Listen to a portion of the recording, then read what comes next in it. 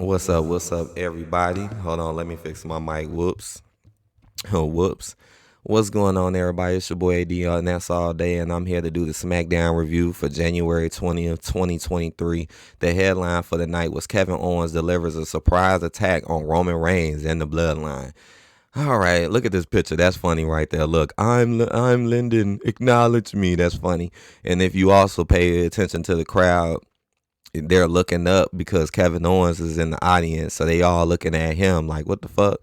What? Somebody has a sign saying V action, huh? I'm just looking at the audience. I know Roman Reigns gets put through a damn table. It's oh man, this episode, man, SmackDown really needs some help. This shit really needs some help, man. Cause it's not working right. You don't do this type of stuff, and then you keep doing it too. You just keep doing the same shit. But let's go. So it started off with Drew McIntyre and Sheamus defeating the Viking Raiders to advance in the SmackDown Tag Team Title Contenders Tournament. So now there's a 8-man tag team tournament with 8 teams, and whoever wins the tournament gets to go against the Usos. Meanwhile, on the female side, none of this is going on. None of this. There's not even really any team set up to even go against the women in their titles, and that's another thing that sucks. Like Dakota Kai, Io Sky, they just run around with the titles all day, but don't never really put them on the line. But they get to keep the titles and look like they're so big and bad, but never really put them on the line.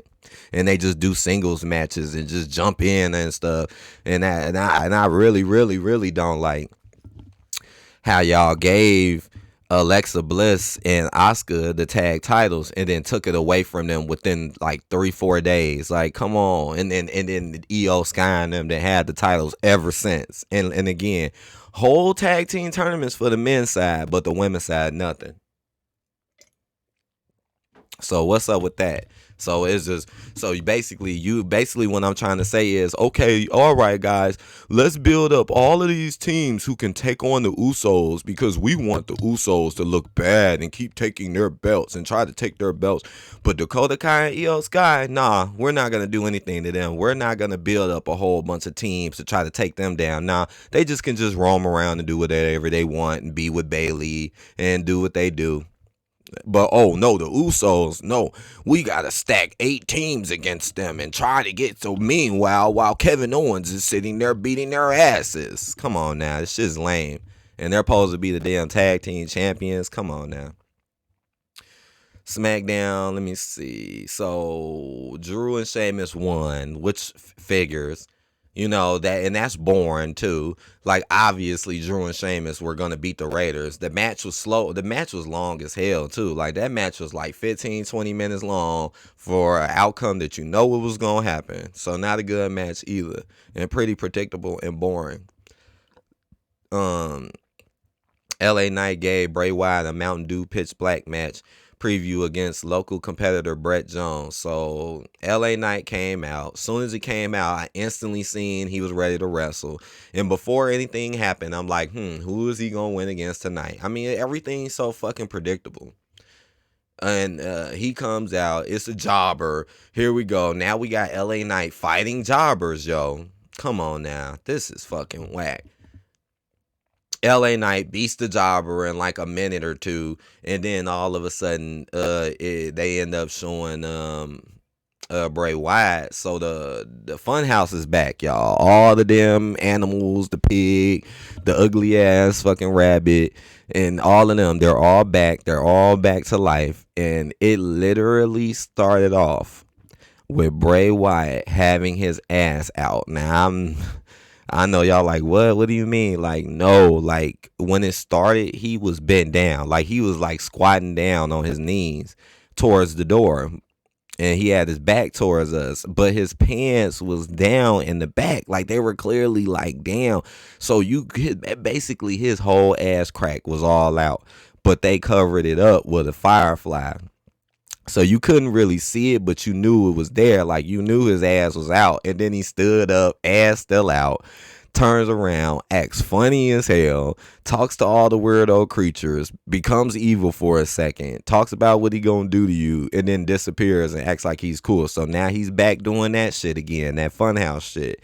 That was wild though. Like, it was. But this LA Knight feud, I don't think is that good. LA Knight did not get pushed properly. You turned on your crew and you never gave your crew any type of retaliation, and then you end up burying them, and now you're building him up against Bray, and we already know LA Knight is not going to beat Bray Wyatt. Obviously, Bray is going to beat him. See, everything is just a little bit too predictable and one-sided, right? Like, come on, why would LA Knight lose when you know they've been spending all of this time and money hyping Bray up? They ain't finna have Bray lose this, because it would kill him. It would kill his push. Right, Bray Wyatt returned to the Firefly Funhouse with a message for LA Knight. So that's basically, look, you can look at his pants right here. Look how low that belt is. That belt is low. It's low. So when he turned around, yeah. All right, then with the second match of the tournament. So far we had Sheamus and Drew advance. Well, the second match was Hit Row versus Los Lotharios. Haven't seen them in a while. And it was a quick match. Hit Row acting way more heelish. I kind of like them more as faces. Now all of a sudden they're heels and bad guys. Now all of a sudden Top Dollar comes out with a mask like he's trying to rob people. Y'all doing too much. And the only reason why they won is because B-Fab interfered. That's it. And the match was over in like 2-3 minutes. So not really good. Sonya Deville attacked and distracted Charlotte Flair after being denied another title match. So here we go again, where Charlotte gets all the clout, gets all the rank. She gets to fight against nothing ass Sonya and have a feud with nothing ass Sonya. No, this ain't no supernatural shit going on with Charlotte.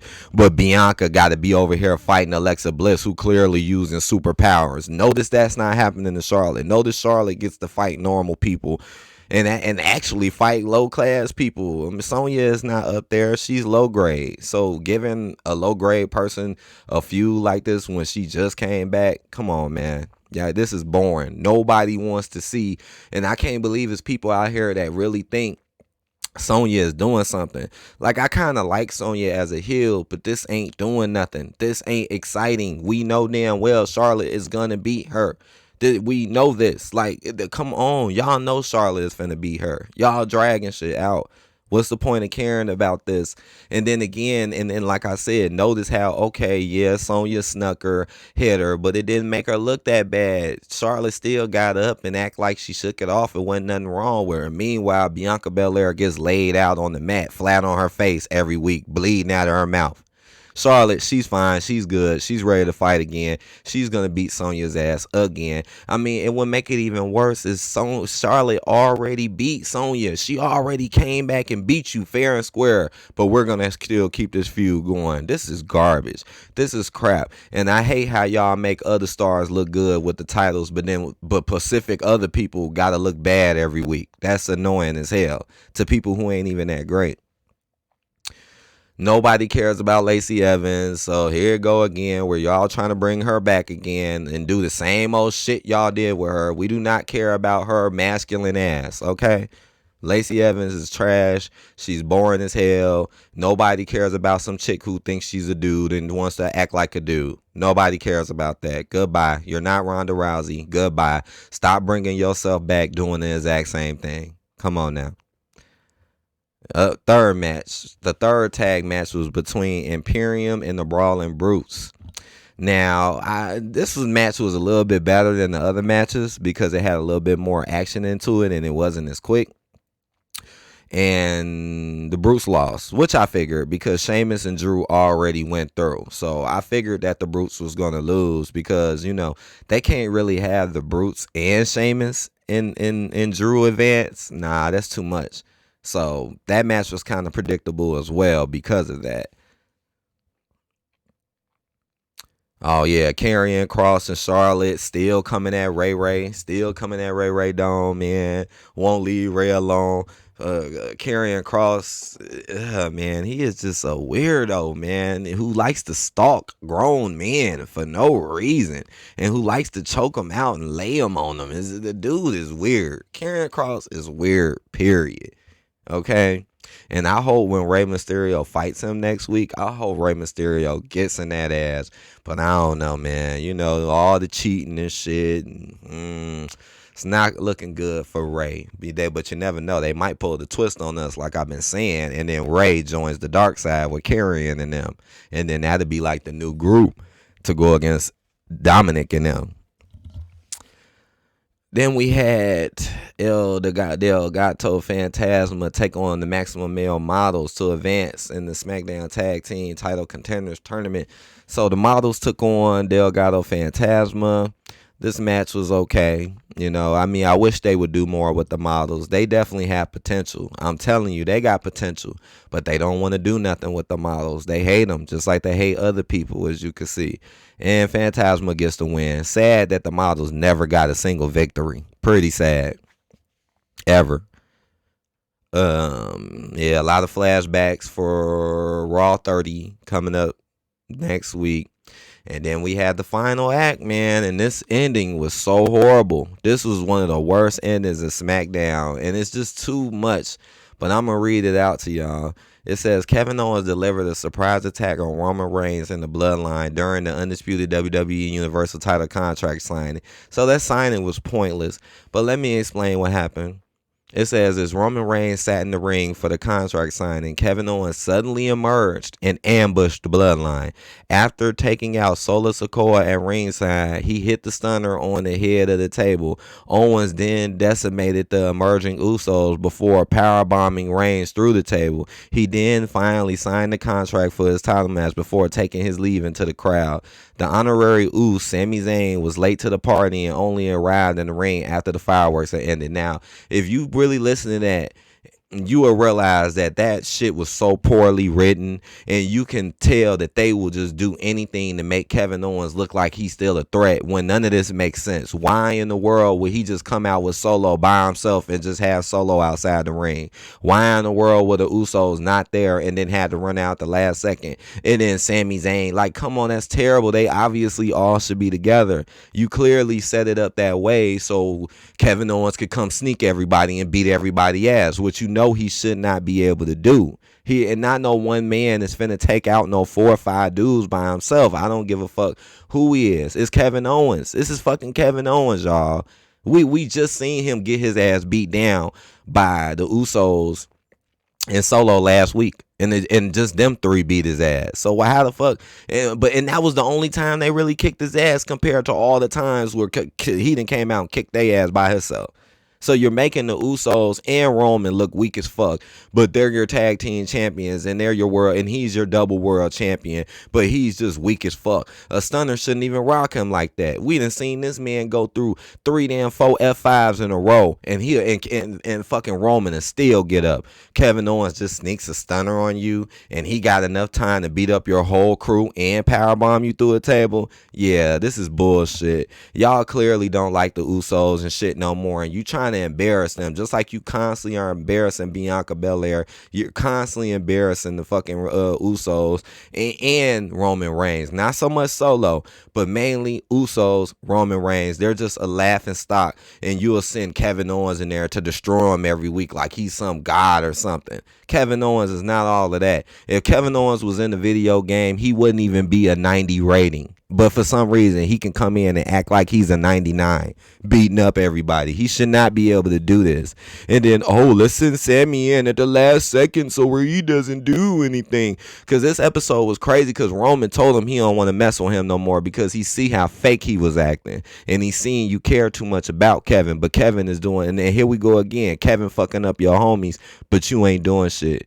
Sammy didn't even run in the audience and go chase him down. You just sitting there and look at him. He just sitting there looking at his homeboys fucked up, but so-called supposed to be his homeboys. I told y'all Sammy wasn't shit from the very beginning. I told y'all that dude was a snake and was on some shit from the very beginning. And look how Jey Uso was right the whole fucking time about Sammy. And look how they always try to make Jey look like a clown and an idiot and a hothead, when in reality he was right the whole fucking time. Oh, but nobody wants to admit that, even though it's the honest truth. But everybody wants to ride Sami Zayn's side for being a fucking snake and not even being able to help his homeboys out. Now, Roman was right for telling him to leave. And then Paul coaxed Roman in to let him back. So Roman was like, all right, because he listened to Paul. And then look what ended up happening right after that. Look what happened. Now everybody fucked up and Sami doesn't do nothing. Man, this is garbage. This is garbage writing. This is garbage. This is like, I'm tired of seeing the people that's supposed to be strong getting fucked up. But all these other people who got belts, they can look good. But not the Usos, not Roman Reigns, not Bianca Belair. They keep dogging them out, whooping their ass every damn week. Stop playing. And you're giving these people you're giving all these people like Kevin Owens these magical pushes that just came out of nowhere. Like literally, like out of nowhere, almost a month ago, Kevin Owens just been back everywhere on SmackDown, Raw. He's everywhere, winning everything, beating everybody ass. You threw him in there with John Cena, he won. He just magically just becomes this unbeatable person when you know he's not. Come on, man. This is terrible. That was such a terrible ending. And then he gonna sit there and stare at Kevin Owens in the audience. So you just gonna stare at him.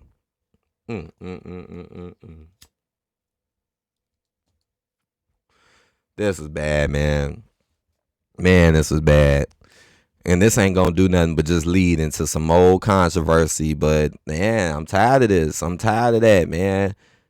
Be more fair. Like, at least be more fair. Nah, y'all not being fair. You just picking who you like and who you want to push and then making them become instant gods even over your champions. That's foolish. That's very foolish. That ain't how you make it work.